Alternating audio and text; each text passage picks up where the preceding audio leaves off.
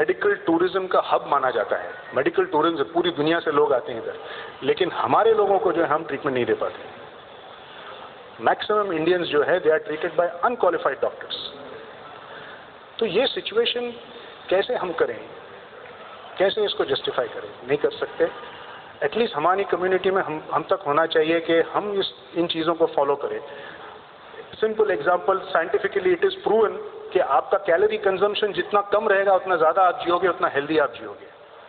رمضان روزہ اس کے لیے ہم کو بتایا گیا ہے. اور یہ صرف رمضان کی بات نہیں ہے, جب رمضان ختم بھی ہو جاتے تو ہم کو کم کھانا ہے. وی ہیو ٹو ایٹ لیس. ہم کو سوچنا پڑے گا, ایز اے سوسائٹی ہم کو سوچنا پڑے گا کہ ہم ہیلتھ کیئر کے لیے کیا کریں گے. نہیں تو اب وہ وقت آ گیا ہے جہاں ٹرشری ہیلتھ کیئر ہم میں سے 90% لوگ نہیں افورڈ کر پائیں گے. شکریہ. That's all. لوگ مل کر اس میں کچھ نہ کچھ ضرور کچھ کریں گے تاکہ اس میں کچھ ہمارے قوم کا فائدہ ہو, ملت کا فائدہ ہو. اب آتے ہیں اسٹار آف دا شو جس کو کہتے ہیں, کہ جو اس جلسے کے اسٹار ہیں, ڈاکٹر محمد حنیف ٹھاکر. یہ ہمیشہ اسلامی طریقہ اپنانے پر ہمیشہ دھیان دیتے ہیں اور اس پر عمل بھی کرتے ہیں.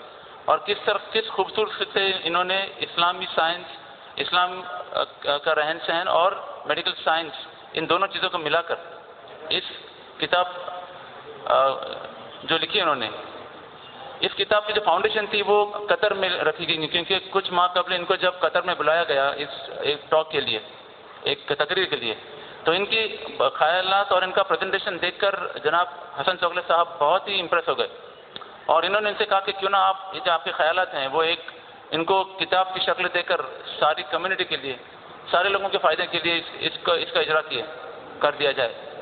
اور تبھی سے یہ بنیاد وہاں پر پڑی اور جس کا انجام آج یہاں پر ہو رہا ہے. تو میں جناب ڈاکٹر محمد حنیف ٹھاکر صاحب سے درخواست کروں گا کہ وہ آ کر اس کتاب کے بارے میں اپنے خیالات پیش کریں.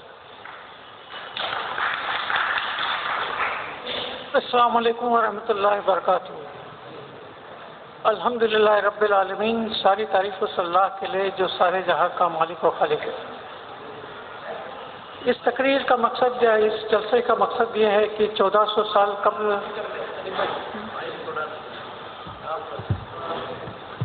1400 سال قبل ہم کتنے آگے تھے اور آج کتنے ایڈوانس ہے, یہ بتانا مقصد ہے. سب سے پہلے میں اپنے مضمون جو 1988 میں جو شائع ہوا تھا اس کا ایک اقتباس, اس کا پہلے پیراگراف کے ساتھ کرنا چاہوں گا کہ ایک شخص کسی ایسے علاقے میں رہتا ہو جہاں اسے سائنسی معلومات فراہم نہ ہو, نہ ہی کوئی ایسا ادارہ جو اسے دنیائی معلومات دے سکتا ہو. اس کے باوجود اگر وہ قرآن مقدس اور حضور صلی اللہ علیہ وسلم کی طریقہ زندگی کو اپنا رہا ہو تو اسے مطمئن ہو جانا چاہیے کہ وہ اس صحیح طریقے زندگی کو اپنا رہا ہے جس کی اہمیت کو سمجھنے کے لیے ماہرین فن کو کئی صدیاں گزر جاتی ہے. دنیا میں جتنے ہارٹ کے ماہرین ہارٹ اسپیشلسٹ, دل کے ماہر ہیں, ان کا کہنا ہے کہ آپ کے قلب کو صحت مند رہنے کے لیے 30 منٹ کی ہلکی پھلکی ورزش کرنا ضروری ہے. دنیا میں جو آرتھوپیڈک سرجن, روماٹولوجسٹ جو ہڈی کے اسپیشلسٹ ہیں, ان کا کہنا ہے کہ آپ کے ہڈیوں کو آپ کو صحت مند رہنے کے لیے 30 منٹ کی ہلکی پھلکی ورزش کرنا ضروری ہے. ورلڈ ہیلتھ آرگنائزیشن اور امریکن اسپورٹس ایسوسیشن کے مطابق انسان کو صحت مند رہنے کے لیے 30 منٹ کی ہلکی پھلکی ورزش کرنا ضروری ہے, جو دنیا کے 60% لوگ نہیں کر سکتے. British Medical Journal of Sports کے مطابق جو لوگ تھکا دینے والی ورزش کرتے ہیں, جو کہ فٹنس کے لیے کرتے ہیں, کھلاڑی کرکٹرس ہو, ان کو جوڑوں کے امراض زیادہ ہوتے ہیں بنسبت جو ہلکی پھلکی ورزش کرتے ہیں. یہ ورزش آپ چاہے 30 منٹ میں ایک ساتھ کیے ہلکی پھلکی یا الگ الگ اوقات میں کی جائے. الحمدللہ اللہ نے رسول صلی اللہ علیہ وسلم کے ذریعے ہمیں نماز کے ذریعے ایک مکمل ورزش عطا کی ہے. ابھی آئیے ایک لائف سٹائل ڈیزیز کے بارے میں ہمارے مقررین نے کہا کہ لائف سٹائل ڈیزیز کا اس وقت کیا حال ہے. لائف سٹائل ڈیزیز نے دنیا میں تہلکہ مچا رکھا ہے. سن 2010 میں جو لوگ یہاں دنیا سے ہلاک ہو چکے اس میں 65% لوگ لائف سٹائل ڈیزیز کی وجہ سے اس دنیا سے رخصت ہوئے. آگے دیکھیں کہ 2030 تک سن 2030 تک ہر سال 50 ملین سے زیادہ لوگ لائف سٹائل ڈیزیز کی وجہ سے اس دنیا سے رخصت ہوں گے۔ تو لائف سٹائل ڈیزیز کون سی ہے؟ ہارٹ اٹیک، لکوا، پیرالائسس، آسٹوپوسس، کینسر، ذیابیطیز، نفسیاتی امراض، دیر میں شادی کرنے ہونے کی وجہ سے لڑکیوں کو مس کیریج اور کنجنیٹل ڈیفیکٹ بچوں میں ہوتا ہے وغیرہ، بہت سارے امراض ہیں۔ تو اس کی وجوہات کیا ہے لائف سٹائل ڈیزیز ہونے کی؟ انسان کامیابی کے لیے یہ اندھا دھند بھاگ دوڑ میں لگا ہوا ہے، نہ وہ اپنے اس کامیابی کے لیے اور اپنی جلد کامیابی کے لیے یا ناکامی کی وجہ سے ذہنی تناؤ یا جسمانی امراض میں گھرا ہوا ہے۔ اور اس کے لیے ابھی کیا ہے، اس کے لیے کیا طریقہ اپنایا گیا؟ اسی لیے حضور صلی اللہ علیہ وسلم کی طریقہ زندگی اپنائی جائے۔ حضور صلی اللہ علیہ وسلم نے ایک کھانا کس طرح کھایا جائے، بیٹھا کس طرح جائے، سویا کس طرح جائے، بیت الخلا کس طرح جائے، غرض کے ہر طریقے زندگی بتا دی ہے۔ قرآن شریف کے سورہ اعراف میں ہے کہ کھاؤ پیو اسراف نہ کرو۔ حضور صلی اللہ علیہ وسلم کھانے کی رغبت اس طرح دیا کرتے ہیں کہ مادے کا 1/3 حصہ کھانے کے لیے، 1/3 حصہ پانی کے لیے اور 1/3 حصہ خود معدے کے لیے چھوڑ دیا جائے۔ حضور صلی اللہ علیہ وسلم کا ایک سنہری دور دیکھے، خیرون قرون کا دور جو کہلاتا ہے، مدینہ منورہ میں وہاں کے جو طبیب اور ڈاکٹر ہاتھ پر ہاتھ دھرے بیٹھے تھے، کوئی ان کے پاس مریض آتا نہیں تھا۔ تو حضور صلی اللہ علیہ وسلم کے پاس اس امر کی شکایت لے کر آئے کہ ہمارے پاس کوئی مریض آتا نہیں ہے۔ تو حضور صلی اللہ علیہ وسلم نے کہا کہ یہ لوگ جب تک کھانے کی طرف ہاتھ نہیں بڑھاتے، جب تک ان کو بھوک شدت سے نہ لگے، اور کھانے سے ہاتھ روک دیتے ہیں جب بھوک باقی ہو۔ تو یہ ادنا سی مثال تھی۔ ابھی دیکھیں کہ ہمارے والدین کو اس سلسلے میں کیا کرنا چاہیے بچوں کو۔ والدین کو چاہیے کہ حضور صلی اللہ علیہ وسلم کی طریقہ زندگی بچوں کو بتانا چاہیے، ان کو ورزش جو ہے نماز کس طرح پڑھی جائے۔ اگر والدین نے اللہ کی نافرمانی کی، یعنی کہ بچوں کو اسلامی طریقے زندگی نہیں بتایا، تو وہ بچے بڑے ہو کر ان کی نافرمانی کریں گے، تو اس سے قبل کے سر پیٹنا پڑے۔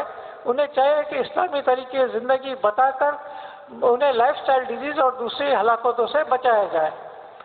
ابھی میڈیا کے بارے میں مسلمانوں کا بڑا عجیب غریب منفی نظریہ، جس میں اپنے اسکالرس علماء کرام کو بھی میں نے تقریر میں سنا کہ وہ کافی گھبرائے نظر آتے ہیں۔ تو اس سلسلے میں اپنے اللہ اور رسول اور صحابہ کرام کیا گائیڈنس دیتے ہیں وہ دیکھیں۔ جب خانہ کعبہ کا تعمیر حضرت ابراہیم علیہ السلام نے کیا کہ اللہ نے کہا کہ تم آواز لگاؤ، تو ابراہیم علیہ السلام نے کہا کہ میری آواز کہاں تک پہنچے گی؟ رب العالمین نے کہا کہ تم آواز لگانا تمہارا کام نہیں، آواز لگانا تمہارا کام ہے، آواز پہنچانا تمہارا کام نہیں۔ اس وقت نہ میڈیا تھا، نہ اس طرح کا پرنٹ میڈیا، نہ اس طرح الیکٹرانکس میڈیا۔ آپ نے دیکھا کہ دنیا کے کونے کونے میں اللہ تعالیٰ نے ان کی آواز پہنچا دی، اور آج بھی انسان کو عظیم الشان سیلاب کعبہ کی طرف ہر وقت ہر لمحہ لوا دوا ہے۔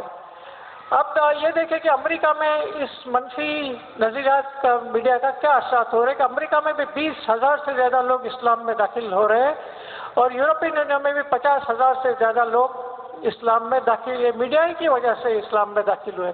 ہندوستان میں 25 کروڑ سے زیادہ مسلمانوں کی آبادی ہے۔ کیا یہ سب سے بڑا میڈیا نہیں؟ اگر ہم صحیح طریقے سے رہے تو کیا دوسروں پر ہمارا مثبت اثر نہیں رہے گا؟ تو میڈیا سے گھبرانے کی ضرورت نہیں۔ اس سلسلے میں مجھے حضرت عمر فاروق رضی اللہ کا ایک واقعہ یاد آ رہا ہے۔ تو حضرت عمر فاروق جب القدسیہ میں اپنے جانے لگے تو اپنے سپہ سالار کو بلا کر کہا، اور سپہ سالار کون تھے؟ حضرت سعد ابن وقاص۔ ان سے کہا کہ تم اپنے گناہوں پر نظر رکھنا، تمہارے گناہوں اگر دشمن سے زیادہ ہو جائے گی تو ہی وہ دشمن تمہیں شکست دے گی۔ دنیا کی کوئی فوج طاقت کی وجہ سے یا ان کے پاور کی وجہ سے تمہیں شکست نہیں دے سکتی، صرف ایک گناہ اگر تمہارے زیادہ ہو تو اسی صورت میں وہ تمہیں شکست دیتی ہے۔ اس پر ہمیں محاسبہ کرنے کی ضرورت ہے۔ ابھی کچھ عرصے قبل، کچھ ماہ قبل میں نے ڈاکٹر آشیش کنٹریکٹر کا ایک انٹرویو ٹائمس آف انڈیا میں پڑھا تھا۔ انہوں نے لائف سٹائل ڈیزیز کے بارے میں کہا تھا، اور کہ ہندوستان میں اس کو کافی حد تک کچھ پروگرام کرنے کی ضرورت ہے۔ امریکہ میں اس کا پروگرام شروع ہو چکا ہے، لیکن آپ غور کریں کہ 20ویں صدی کے بعد سے یہ سب شروع ہوا ہے، جو جدید سائنس جسے کہلاتی ہے، ورنہ اس کے 1400 سال قبل جو ہمارے سب سے بڑے ملٹی سپر اسپیشلسٹ حضرت محمد مصطفیٰ صلی اللہ علیہ وسلم نے دنیا کو تب سائنسی زندگی نہیں دی بلکہ زندگی کی تمام زندگی دی. جب ہم نے اس پر عمل کیا تو ہمیں کامیاب بھی ہوئی، جب ہم نے عمل کرنا چھوڑ دیا تو دنیا نے ہمیں رول کر رکھ دیا. ہمیں چاہے کہ ہم اپنا اسلام دنیا تک پہنچائے، ہم اپنے گھرندے پر تو بچے، تو اپنے چار دیواری نہ بچے. اور بس اس شعر کے ساتھ میں اپنی تقریر کا اختتام کرنا چاہوں گا کہ 2 گز کا یہ محل جسے تو اپنی ہی سلطنت سمجھ بیٹھا ہے وہ تیری منزل نہیں، چلو آؤ دنیا پہ حکومت کر لے. وآخر دعوانا الحمدللہ رب العالمین.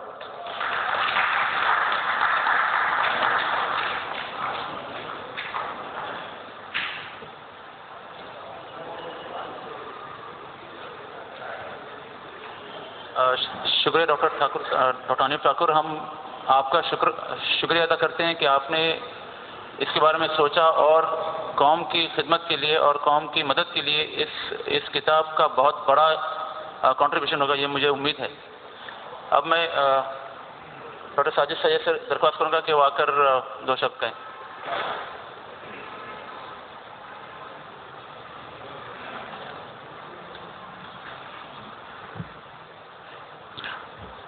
السلام علیکم ورحمۃ اللہ وبرکاتہ.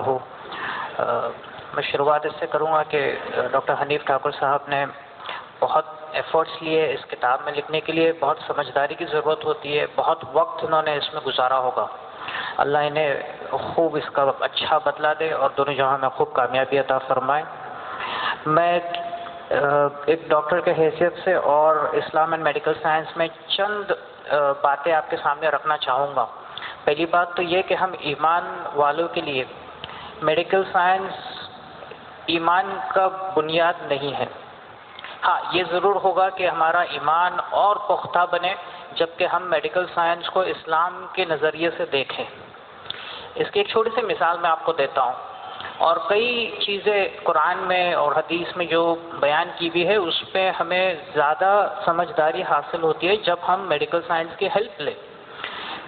ہم لوگ جب کچھ کارڈیاک سرجریز یا واسکولر سرجریز جب کرتے ہیں، جب ہارٹ کی سرجریز ہوتی ہے، کچھ پیشنٹس میں پیشنٹ کو ٹیمپریچر بالکل کم کر دیتے ہیں 18 ڈگری. اور اس 18 ڈگری سیلسیس جبکہ نارمل ہمارا 37 ڈگری ہے، اس 18 ڈگری ٹیمپریچر میں اس کا بلڈ سپلائی پورا بند ہو جاتا ہے، ہارٹ بند پڑا رہتا ہے، نہ کوئی مشین چل رہی ہے نہ کچھ چل رہا ہے. دماغ کا جو میٹابولزم ہے وہ بالکل منیمم ہو جاتا ہے. اور یہ اسٹیٹ، یہ جو ہائپوتھرمک سرکولیٹری اریسٹ کہتے ہیں ہم اسے، یہ تقریباً آدھے گھنٹے تک انسان اس کو سہن کر پاتا ہے. یہ ایک گویا ایک قسم کی موت ہی ہے، ایک قسم کی، اگر ہم اس کو گراسلی دیکھیں تو. اب اس سے سمجھ میں یہ آیا کہ بھی ہارٹ تو بند ہو گیا تو یہ تو موت ہوئی. آج تک تو یہی ہم سمجھتے تھے، ہارٹ بند انسان ختم. تو پھر ہم جب قرآن میں تشریح دیکھتے ہیں تو قرآن میں جو لفظ استعمال کیا گیا ہے موت کے لیے وہ ہے، اس کا دوسرا معنی یہ ہوتا ہے کہ صرف دل نہیں ہے، وہ اس کا معنی ہوتا ہے سینٹر آف دا باڈی. اس کو ہم لوگوں نے آج تک دل سمجھا رکھا تھا. تو سینٹر آف دا باڈی تو دماغ ہوا. جب دماغ بند تو موت.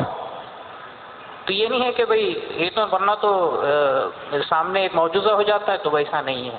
تو یہ دیکھیے اسلام کی اور زیادہ گہری معلومات ہمیں حاصل ہوتی ہے جب ہم میڈیکل سائنس میں اور آگے بڑھ رہے ہیں. تو یہ دنیاوی تعلیم بھی اگر ہماری نیت اچھی ہو تو ہمیں اسلام سے قریب ہی لائے گی، دور نہیں لے جائے گی انشاءاللہ.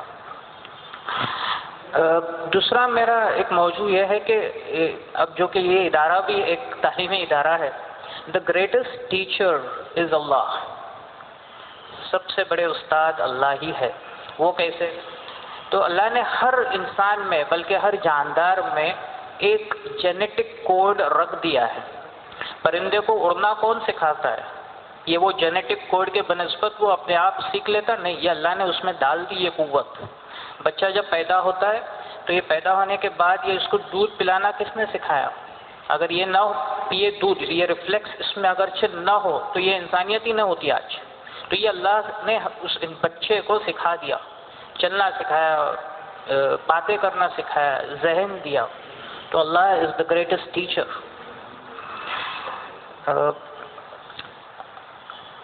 اللہ بڑا رحیم ہے. یہ اسلام اور یا میڈیکل سائنس میں آنے کے بعد اس پہ پورا ایمان پختہ ہو گیا میرا. اللہ نے ہمیں اتنا ریزرو دیا ہے پورے باڈی میں. ہارٹ میں صرف 15 سے 20% بھی اگر چل رہا ہو ہارٹ تو بھی انسان زندہ رہتا. باقی کا کیا ہے؟ باقی کا ریزرو دیا ہے اللہ نے. اصل میں ہر انسان کو صرف آدھے کڈنی کی ضرورت ہے. اللہ نے 2 کڈنی دیا. اللہ بڑا رحیم ہے. ہمارا جو اتڑی ہے اس میں صرف آدھی اتڑی ہی کام پر بھی انسان جیے گا. تو یہ اللہ نے بہت ریزرو دیا ہے ہمیں. تو اللہ کا بڑا شکر ہے. تو یہ سب باتیں اور ہمارے لیے ایمان کی پختگی کی ضرورت ہے. ہاں یہ سب چیزیں ہم غیر کے سامنے رکھ کے بھی اسے دعوت دے سکتے ہیں، لیکن ہم ایمان والوں کے لیے یہ تو ایک اور ایمان مضبوط کرنے کا ذریعہ ہوا. جس طرح حضور صلی اللہ علیہ وسلم کو نبوت 40 سال بعد حاصل ہوئی، تو یہ 40 سال ان کا ایک فاؤنڈیشن بنا ہوگا، جو امانت دار تھے، ایماندار تھے. اسی طرح اسی فاؤنڈیشن کے ایک دوسرے پہلو ہم اگر دیکھیں تو آج میڈیکل سائنس ہمیں بتاتا ہے کہ جو بچے پیدا ہوں گے ان میں جو فطرت ہوگی وہ جب ماں اس کی حمل سے رہتی ہے اس میں جو فطرتیں ہیں وہ بچے میں آئے گی. تو یہ فاؤنڈیشن آج ہمارے قوم کو ماؤں کے جب حمل رہے گی اس کے اعمال پہ یہ فاؤنڈیشن ہمارے قوم کو آگے لے جائے گا انشاءاللہ. تو اور میں بہت شکر گزار ہوں حنیف ٹھاکر صاحب کا اور تمام حضرات کا، آپ لوگوں نے مجھے یہاں پر بلائے. بہت بہت شکریہ. السلام علیکم.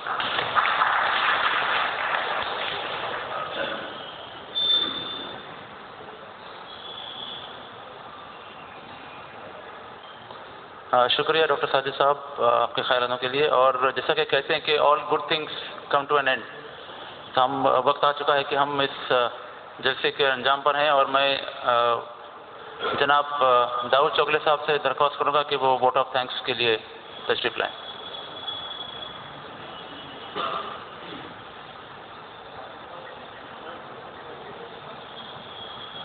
اچھا، جن حضرات کو اس کتاب کو لینا ہے وہ کتاب کی کاپیاں دروازے پر ہیں، تو آپ اکثر درخواست ہے کہ آپ کتاب لیں.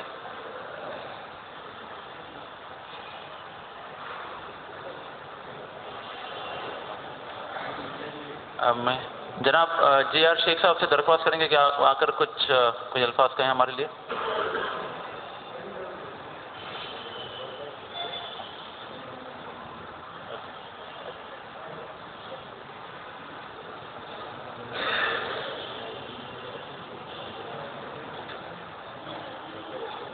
السلام علیکم ورحمۃ اللہ وبرکاتہ.